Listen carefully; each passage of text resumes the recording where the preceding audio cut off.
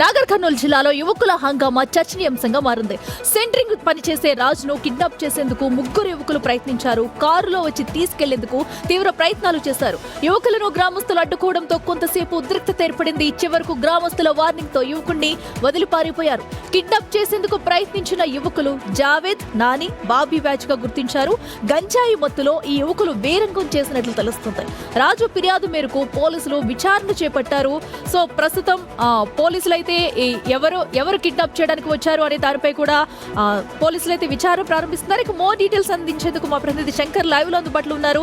శంకర్, అసలు కిడ్నాప్ చేయడానికి వచ్చింది ఎవరు? నిజంగానే ఇదంతా గంజాయి బ్యాచ్ అంటున్నారు, వాళ్ళకి సంబంధించిన డీటెయిల్స్ ఏంటి?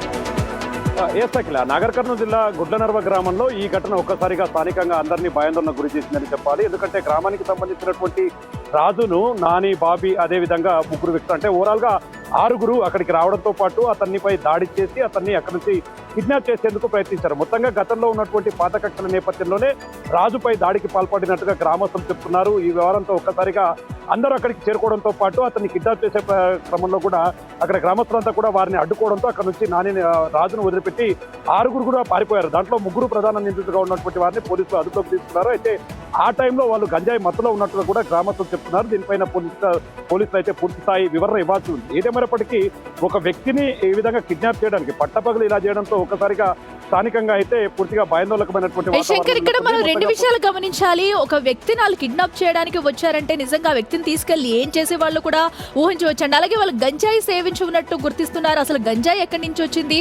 పోలీసులు దీనికి సంబంధించి ఏమన్నా విచారణ చేస్తున్నారా? అఖిల, అది నీవన్నట్టుగా ఖచ్చితంగా ఒక పట్టపగలు ఈ విధమైనటువంటి దారుణం చోటు చేసుకోవడం నిజంగా అందరి లోపల భయాన్ని రేకెత్తిస్తుంది. ముఖ్యంగా ఉమ్మడి పాలమూరు జిల్లా వ్యాప్తంగా చాలా చోట్ల గంజాయి బ్యాచ్లు అనేటివి చాలా కలకలం రేపుతున్నాయి. ఆ మత్తులో ఉన్నప్పుడు వాళ్ళు ఏం చేస్తారో తెలియదు.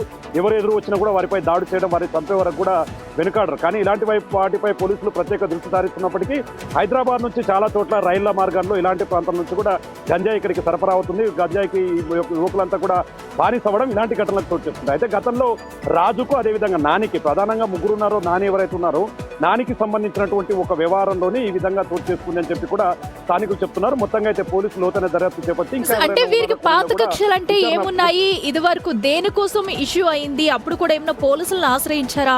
అసలు కుటుంబ సభ్యులు ఏమైనా ఇన్వాల్వ్ అయ్యారా దీంట్లో?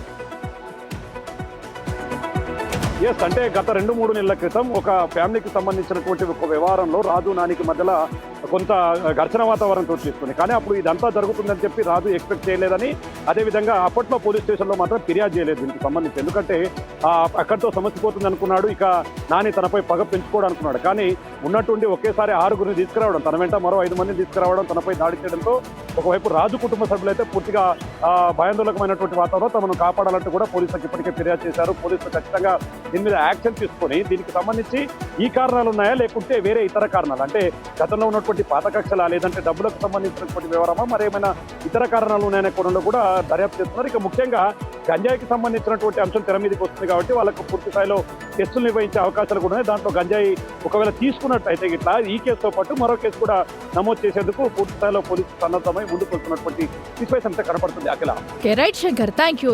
చూసినాక అయితే పట్టపగలే 6 వ్యక్తులు వచ్చి 6 వ్యక్తులు వచ్చారు. 6 వ్యక్తులు వచ్చి ఇప్పుడు ప్రస్తుతం రాజుని కిడ్నాప్ చేసేందుకు యత్నించారు. స్థానికులంతా అక్కడికి రావడంతో వాళ్ళైతే పారిపోయే ప్రయత్నం చేశారు. ఇప్పటికే 3గురిని పోలీసులు అయితే అదుపులోకి తీసుకున్నారు. అండ్ అలాగే గంజాయి కూడా సేవించినట్టు అనుమానాలు వస్తున్నాయి. వారందరికీ టెస్ట్ చేసిన తర్వాత వాళ్ళు గంజాయి సేవించారా లేదా, సేవిస్తే ఎక్కడి నుంచి వచ్చిందా అనే కోణంలో పోలీసుల దర్యాప్తు జరుపు